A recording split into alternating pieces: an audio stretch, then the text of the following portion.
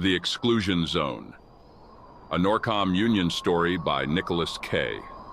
Part 5.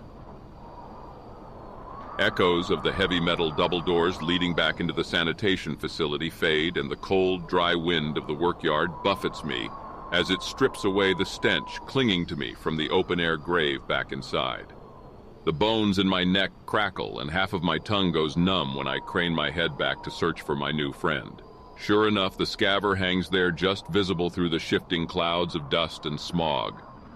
The wind churns around him, twisting him up and dragging him back and forth against the side of the parapet of the derelict facility's rooftop. Tendrils of dust rising off the bricks swirl around him like grasping fingers. "Big brother, please," comes a voice on the wind. "Big brother." He waves with one arm and shouts at the top of his lungs to be heard over the distance and wind. "Big brother, please help me. I can tell you anything." "Tell it to PubSec, Scavver filth," I mutter to myself and give him a wave. His shouts are soon drowned out by the wind. I contemplate taking pot shots at him with the slingshot, but I don't want to waste the slugs now that I've got a travel pass extension and 150 SoCred on the line. Instead, I make my way across the workyard to the exit, along the way picking up the slugs that dropped down here during our conversation back on the roof. I round a corner to another area of the sanitation facility workyard, and the size and scope of the place become apparent for the first time. Row upon row of automated sanitation drones the size of minivans rust in perfect formation. Once equipped with various implements for the automated cleanup and maintenance of the notoriously filthy city of Jingjinji, they're now little more than husks of corroded aluminum and dry, cracked plastic. The empty sockets where the drone's headlights and sensors were once installed look patiently out over the dead workyard. They're the corpses of robotic hounds who died while obediently awaiting their masters to come and put them back on the trail of the megatons of trash and refuse generated daily by the city. I can't help but wonder how many of the autonomous sanitation drones back in NorCap are built from parts scavenged from similar places in the already reclaimed sections of the exclusion zone. I wander down a row of the ruined machines. Some show signs of having been converted into makeshift shelters. Tattered curtains whip and flutter in the wind where holes large enough for a man to crawl through were cut into the sides of a dozen or so of them. Decorations, bedding, clothes, and other assorted artifacts of daily life lay strewn about. Several of the drones were pushed together and had large canvases lashed over them, turning them into larger living spaces. Several of the makeshift shelters are shredded and mangled. I pull back the curtain on one of them. The dried husk of a wastelander is pressed into a corner, limbs twisted up, and a trail of holes the size of old-fashioned coin money meanders up and down his body. Suddenly, the emptiness of the workyard feels less complete, and that sensation of unseen eyes lingering on my back returns. The furthest of the sanitation drones fade into the haze. The last of the halo-ringed lights lining the top of the perimeter wall pass out of sight, and I'm standing square in the middle of the workyard's main gate. It's been cut through and patched up dozens of times. The lock has been cut, smashed, shot, and all but had the key inserted and turned. Not that it'd matter anyway if it had. The whole damn thing lays toppled over in a tangle of rusted chain link. Stepping through the gate is like stepping through a portal into another world, one abandoned by humanity entirely and left to rot. The land is dead, the restless wind toxic, and the sky shrouded, but the animals who inhabit the wasteland cling to a desperate existence. Packs of feral dogs and cats dart, slink, and flitter in and out of sight among the skeletal trees of a green belt separating the facility from the raised embankment of an auto freighter corridor opposite the workyard entrance. They hide, they watch, they wait. Every now and then, twin embers smolder in the gloom, reflecting the dingy orange glow of the sanitation facility's lights, and following me as I make my way up a cracked road to begin my search for the furnace complex indicated by the wastelander. Generations removed from their domesticated ancestors, they've lost what little socialization humanity had bred into them. Most are corrupt mockeries of their ancestors, shot through with tumors and random growths, turning the familiar shapes of stray house pets into deformed monstrosities that now only desire one thing from the remaining people of the wastes. Once they're sure that I'm not going back into the facility, they creep in where I came out from. I once again become aware of the hideous stink still clinging to my clothes. I turn north and walk toward a T-junction that sits at the northwest corner of the sanitation facility, contemplating my surroundings and dreaming of a hot shower back home. The canal spied from my erstwhile interrogation spot is just on the north side of the east-west road that forms the junction. The canal slices the region neatly in two. Its skillfully placed concrete blocks line a uniformly engineered industrial waste runoff cut a dozen meters down into the once living earth. Plumes of dust scour the industrial wasteland. Thick clouds of toxic gases and smoke churn and billow high above. No plants grow as far as the eye can see. Nothing but patches of scraggly red grass and multicolored lichens clinging to walls and rusting the trunks of fallen trees. I press gingerly against a rusted chain-link fence and peer down into the canal. It's been months since rain of any sort fell here. The sticky mess at the bottom of the canal, with its pathetic little trickle of slimy water, attests to the lack of precipitation.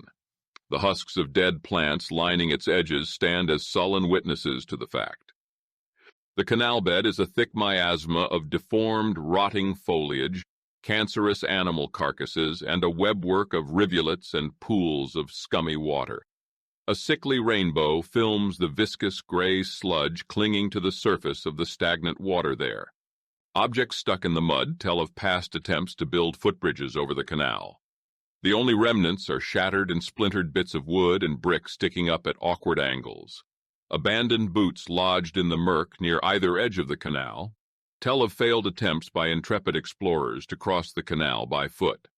Most of the concrete surfaces are coated with some sort of black mold. Razor wire tops the rusted chain-link fence blocking access on either side of the canal, further reinforcing the idea that this isn't a place meant to be entered. A gust of wind howls down the canal, rippling the shallow, stagnant pools. The scum clears from the surface of one, revealing a face and two hands sticking up from out of the mud. The face stares, wide-eyed, and mouth frozen open at the sky. The wind dies down, and the scum slides back down over the surface. The idea of descending into the tunnels beneath the city makes my skin crawl. So despite the weight of a limited travel pass pressing down on me, I shudder and turn east to follow the road to look for a way across the canal. As I walk, gaps in the fencing appear where bridges that once spanned the canal to the service road on the other side lay lodged in ruined heaps in the mud below. Scorch marks still visible along the edge of the canal wall suggest the bridge collapses were no accident. Blackened and deformed police barricades on either side give me a good idea why. This search for an easy way across is going nowhere, and the seconds ticking away on my travel pass are like someone tapping the back of my head. The bridges were blown at some point. The remnants of a temperature check station on my side of the canal beside one of the fallen bridges gives further indication as to what happened here. Continuing the search for an intact bridge isn't going to get me anything but frustration and a wasted travel pass. I turn to go back to where I started. Blasts of frigid wind push me back toward the T-junction. The stretch of empty service road with its demolished bridges is to my back, the canal to my right. The auto freighter tracks 100 or so meters before me, and the residential towers indicated by the Scavver tease me from just maybe 200 meters beyond the canal. I consider my options. The service road runs parallel to the canal, east to west, and terminates at the foot of the tall concrete railroad embankment. An 8-channel automated railway rests atop it. It turns into a river-spanning bridge that crosses the canal and disappears into a dead forest outside the residential compound's western wall on the north side of the canal. It would be nothing to climb it and bolt across to the other side, and worlds better than crawling through the eerie dark of the underground infrastructure tunnels, even if it meant risking an encounter with one of the high-speed autonomous trains and their accompanying drone escorts. I approach a flight of narrow concrete stairs built into the embankment leading up to the elevated railway. They're steep, more like a cement ladder than regular stairs. Their end at the top of the 4-meter-high embankment and lead to a walkway made of steel grates suspended beside the train bridge to the other side of the canal. The canal itself vanishes beneath the train bridge into shadows too deep to see through. Indecision strangles progress. Should I crawl up, try to run penetration scripts to shut down the security cameras that are sure to be watching over this stretch of rare intact infrastructure, and bolt across the bridge, turn back east, and walk a while in hopes of finding a way across? Should I try to ford the canal? I turn and look back toward the sanitation facility. My skin crawls thinking about climbing down into the wretched expanse of the underground. The crypt. Anything but another grandfather-damned crypt crawl. I perform a signal scan through my phone and the power indicator drops to 19%. The platform is blanketed with autonomous security cameras, network IDs, Beidou coordinates, and a smattering of other data meant to help RecOps techs and other personnel from the city stay connected to their admins scroll down my visor. Some sort of cellular signal connects them back to a PubSec relay hub a few kilometers away toward the city. It's all some proprietary PubSec standard. I don't have a compatible receiver setup to connect to the network they're on. Messing with their security is out of the question. I'll have to visit Lao Chen when I get back to the EZ-17 outpost and see if his guy downtown can hook me up with an upgrade. But there's something else. Interference that I haven't encountered in this sector yet. I take a step forward and a restricted area warning flashes across my visor. It's accompanied by a low, angry buzzing. I wave a hand and dismiss the warning. The orange glow of high-pressure sodium lamps bathing the railway in artificial daylight is both welcoming and foreboding at the same time. The only reason I can think of why the admins would dump the wattage into a setup like this so far outside the city is as a warning to the Scavvers. Enter and die. I take another step forward, half hoping for a request for area credentials to pop up on my visor. But the certainty that the off-limits warning doesn't only apply to the Scavvers settles on me like a lead apron when a deep, angry horn blares from the top of the embankment as soon as I step into the man-made daylight. I pause, look over my shoulders at the sanitation facility, and determine to just get over the bridge as quickly as possible. I wave off another area denial warning from my visor and mount the first step, then the next. My heartbeat quickens. The signal interference I'd picked up a moment ago grows into static on my HUD. I flip through the sensor menu and turn on a sensor suite built into my visor. Bursts of clicks and ticks come through my bone conduction speakers, and my Geiger counter app overlays a corner of my HUD. The closer I get to the top, the faster the clicks come. A number appears on my visor, 3 microsieverts per hour. That's nothing. I'm just going to run across this bridge and get off. 2 minutes. No big deal. Another step and drops of sweat wet my forehead. My muscles start to burn. Forcing my foot up to the next step becomes an exercise in masochism. My head begins to throb. My breathing grows labored. One more step and metal shavings begin coursing through my veins. It's almost as if there's a force field built into the stairs trying to shove me back. I know it's just the programming. That innate revulsion toward violating admin directives hammered deep into my psyche by decades of pharmacological and psychiatric conditioning. Another one of the many gifts bestowed by the indoctrination technicians. The clicking grows both in intensity and frequency. The readout updates, 37 microsieverts per hour. Still okay, just a quick sprint across the bridge and back down again, no problem. My next step lands and my teeth set to grinding. There, a quarter of the way up, no problem. My Geiger counter output jumps up to over 100 microsieverts per hour. Well, fuck.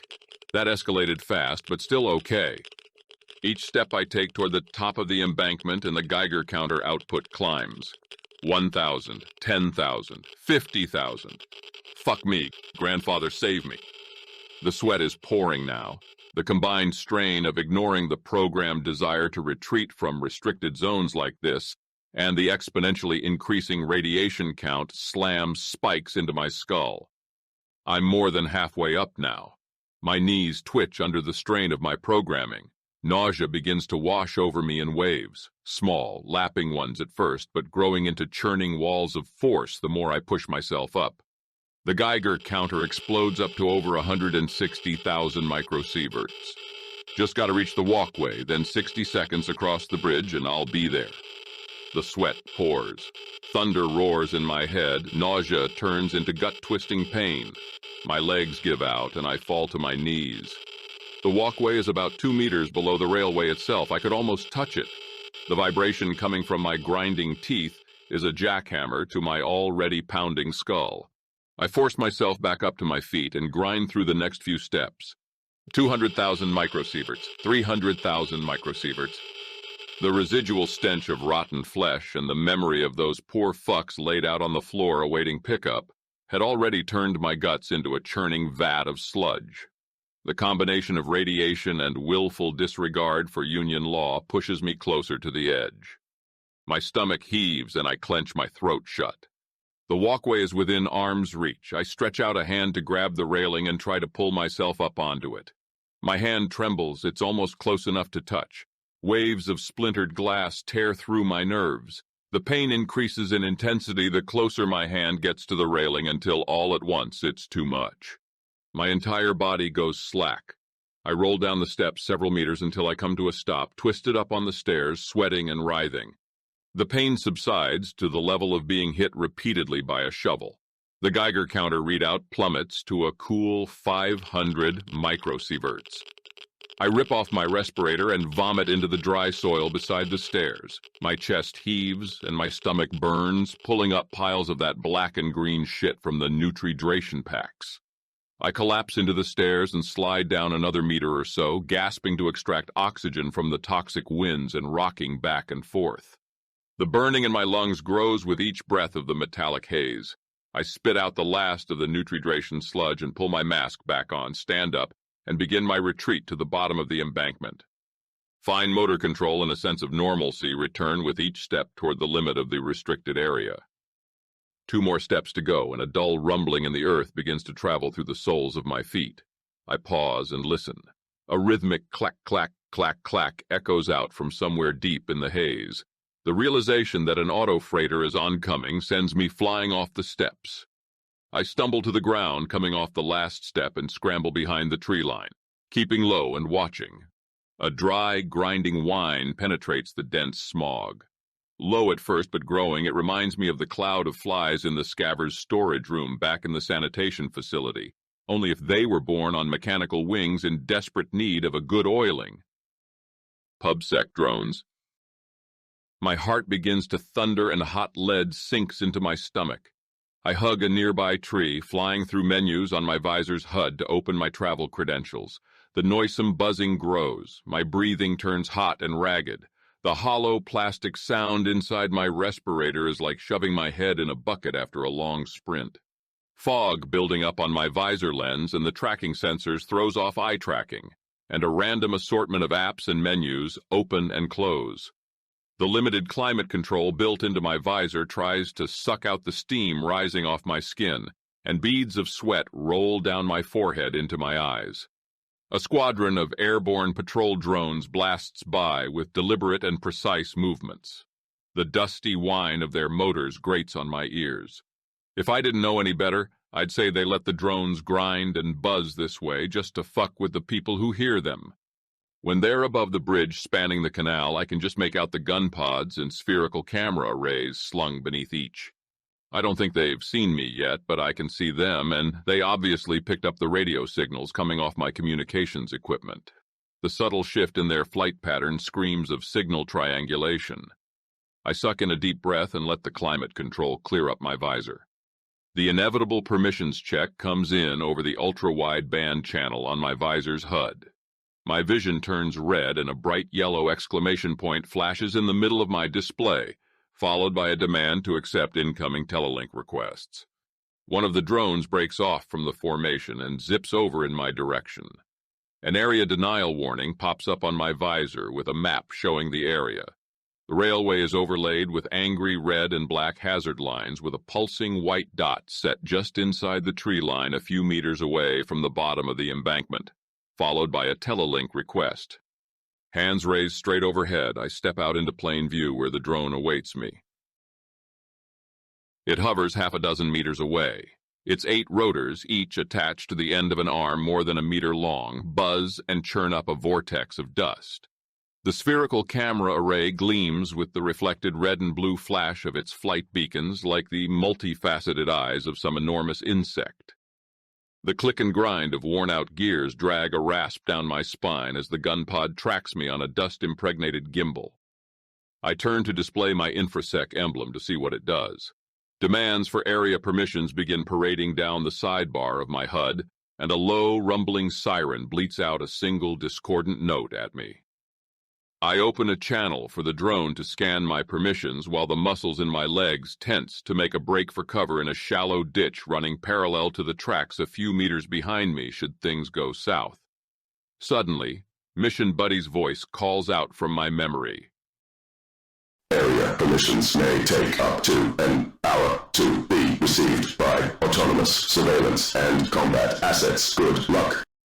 A loading wheel circles in the center of my visor with the words, "Connecting to EZ-17 admin," pulsing beneath it for an interminable minute. The rumbling in the ground swells to a crescendo as an auto freighter roars by in a hurricane of lights, numbers, cargo containers, and dot matrix codes. I flinch back a step, and the drone barks that discordant note at me again, this time higher in pitch, more urgent sounding. I freeze in place, slightly off balance. My legs quickly begin to ache. That aching turns to burning. The sweat dripping down my forehead thickens into a sheet, and the seal of my respirator begins to separate from my neck. The final car of the auto freighter passes by and disappears into the haze with a clack, clack, clack, clack. Soon all that's left is the ghostly glow of the train's lights fading from sight. Apparently satisfied, the drone's warning lights wink out and it shoots off to fall back into formation. I bolt back to the intersection, tripping and stumbling into the ditch in the process. Twigs, gravel, and a thick layer of dry leaves kick up behind me as I scramble out of the wooded area, across the road, and sink down into a squat against the sanitation yard wall. I rip off my respirator and vomit repeatedly onto the wall and collapse into a ball where I suck in deep gulps of thick air in slow and measured breath to calm the thundering in my chest. Great fucking start, I mumble aloud between breaths. Grandfather save me, maybe this wasn't such a good idea. I open up the insurance app on my phone and flip through menus until the words medical evacuation pod are highlighted. Only 3 evac credits available per credit cycle. Conditional class coverage means either a single-seater octocopter with automated en route trauma care or a 2-seater in a single preset terminus. The EZ-17 PubSec MediCorps facility. Never used this before, never had a reason to. Been a long time since I've been this far out without having finished an assignment and being on the way back. Never even had individual medivacs until a few updates ago. The urge to tap the call button and be on an emergency transport back to the wall nearly overwhelms me. That is until I recall the massive payday waiting for me on SnapSec. How far would that go toward upgrading my citizenship status? The crypt it is then. My arms ache from having so many of the Nutri-Dration packs with their little injection needles strapped on, constantly pumping moisture into my blood. My mouth is dry and tastes like motor oil. I pop a couple of hard vitamin candies into my mouth to start working up some spit and cover up the taste of vomit before throwing my respirator back on and going to look for the entrance to the furnaces. What I wouldn't do to have a mouthful of actual clean water. I make myself comfortable on the bricks and toss my mini pocket drone underhand into the air, and it takes over autonomously, linking up to my visor and shooting up 100 meters above the ground. Hello, user. Please give me your passphrase. It says to me in a pleasantly calm female voice. A closed padlock appears in the upper corner of my visor, accompanied by an array of random photos and a prompt to choose from them. Dumpling, Chang'an, doorway, grandfather, I say. Welcome back, FN528. The drone says. The lock is replaced with the InfraSec logo. Reveal yourself, I say. A gaseous sphere of vivid, colorful lights flashes on and off deep in the haze overhead. Go into stealth mapping mode. The sphere of colored light vanishes. Full-color photogrammetric landscape model, full sensor suite, I command.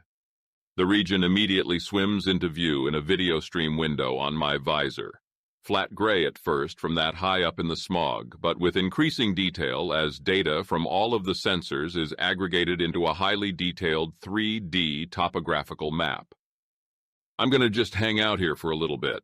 I need you to perform an autonomous photogrammetry sweep. I want a complete point cloud of the sanitation yard, the canal, the residential compound, and the railway. I tell it, setting waypoint tags for it to hit on its mapping run. I can do that. It replies. A group of hostiles fled to the residential compound north of the canal through some sort of underground access in the furnace unit. Give me a point cloud of the workyard and apartment towers here, here, and here, I mumble into my respirator, setting more waypoints over the residential compound and areas likely to have points of ingress and egress. See if you can locate the furnaces and any subterranean access points. Confirmed. Point cloud recreation of defined region. Search for underground access points. Search for furnace units at waypoints supplied by FN528. It says, report any human activity back to me over SnapSec. Make sure to send back a copy of any incidents RE Supervisor Chen to command, I say. Confirmed. A tiny drone-shaped icon appears in the upper corner of my visor and pulses a subtle hue of green as it flies around, soaking up the terrain. Colored points begin to manifest on my visor. Soon they grow into rough shapes that gain in resolution as the drone carries out its sweep. A true-to-life 3D representation of the area's topography begins to form on my HUD. A grandfather's eye perspective of my corner of the wasteland blossoms into a three-dimensional map. The canal is there, the sanitation facility buildings, the rows upon rows of ancient sanitation drones. I zoom in on one of the buildings, one with a lonely access shed on the roof and an orange glow. I can just make out through the low-res first pass point cloud what looks like a pack of dogs huddled at the edge of the roof. One of them stands up on the parapet and snaps at a naked man's feet.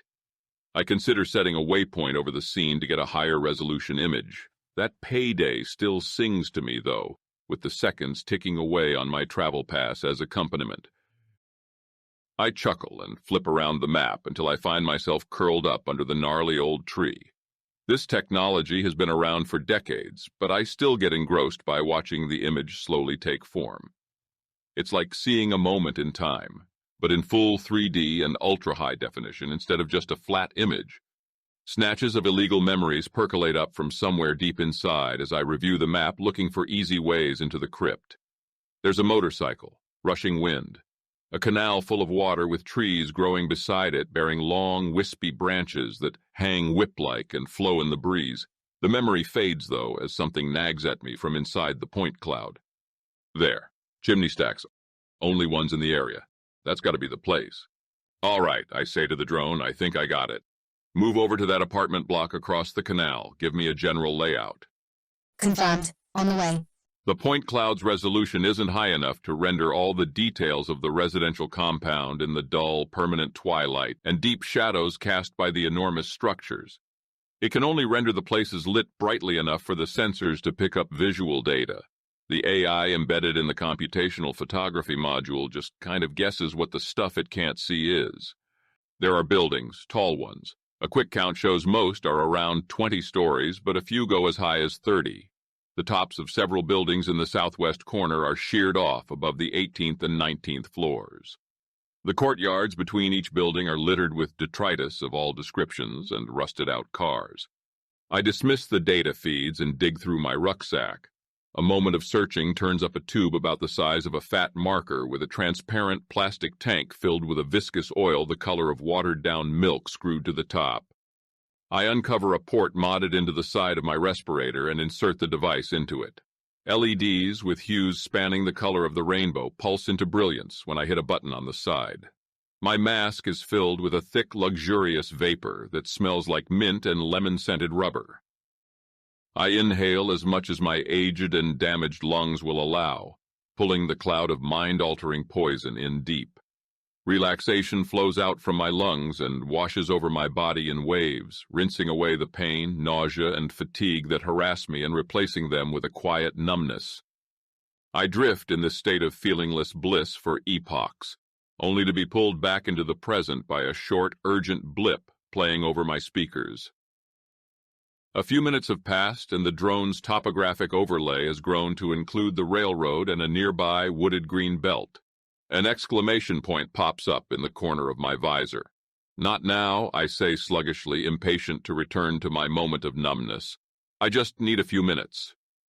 A warm, clear tone like a bell chimes in my visor. I dismiss the notification, sigh, and begin to skim around the point cloud again. Now let's see. Collapsed bridges run the length of the canal until it fades from view. There's something on the west side of the auto freighter tracks that looks odd, but there's not enough detail to say what. Scavver might have actually been telling the truth. Fastest way across must start at the furnace, go under the canal, and come out in the basement somewhere on the other side. Some sort of utility corridor sunk deep underground to pass beneath the canal. A deep, bellowing shriek, like that of enormous rusted steel I-beams grinding slowly against one another, rips through the hazy silence and thunders into my chest, startling me and drawing me back into the present. The little drone icon turns red and starts bouncing. I open its comm feed. A stream-stored messages begin pouring through my bone conduction speakers into my skull, and the mixed reality overlay from the onboard camera snaps on in my respirator visor. I turn my head this way and that to orient myself, but the camera tumbles slowly end over end, making it all but impossible to get my bearings. Tracking incoming Ministry of Public Security battle and escort octocopters. Access to area permissions credentials requested by PubSec. Performing telelink handshake. Connection established. PubSec area denial cordon is in effect. Desist and retreat orders received. Retreating into unknown residential compound. Human contact. Hostile engagement. Damage sustained to number 3 motor. Damage sustained to number 2 motor. Transmitting incident report to command. Sending. A wave of light flashes through the trees lining the railway heading north. The strobing effect of the lights passing behind the trees is mesmerizing from behind the wall of narcotics as I watch it. I barely even notice myself dismiss another warning from the drone. Another gloom-shattering blast bellows out from the oncoming automated cargo hauler as it approaches the bridge over the canal. A rush of air and the electric whine of massive megawatt BLDC motors follows just behind the autonomous train's lead engine. It flies by in a blur of lights and shipping containers painted in brilliant yellow and red. The train disappears from sight behind the wall of my target neighborhood. My eyes snap into focus on the drone icon in the corner. It is jumping and flashing urgently. I get myself oriented just in time to see the ground rush up to meet me. Then everything goes black. The nausea comes tearing through the veil of chemical relaxation, and I rip off my respirator and hunch over the pile of bricks. More of that black and green shit splatters on the ground beside me. I wipe my mouth off onto my sleeve and pull my respirator back on before taking a few deep breaths to help the surge of adrenaline pass. A message pulsates in the top right corner of my visor. Catastrophic damage detected. Emergency recording saved to local storage. I pull up my drone menu and launch the recording. Let's see what we can see. PubSec battle escort drones streak by in a swarm of angry buzzing. One breaks off and confronts my recon drone and issues an area denial warning. The drone retreats autonomously away from the railway through tree branches and over a wrought iron fence into the residential compound.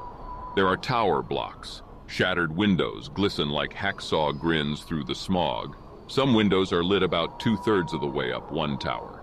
Following the orders I issued when I let the drone go, it flies in close to the lit windows. Shouting is heard over the wind. Arrows fly past the camera. The picture shudders once, twice, then the world starts turning end over end. Finally, blackness. Well, those must be my new friends. Better be on my way. Don't want to keep them waiting.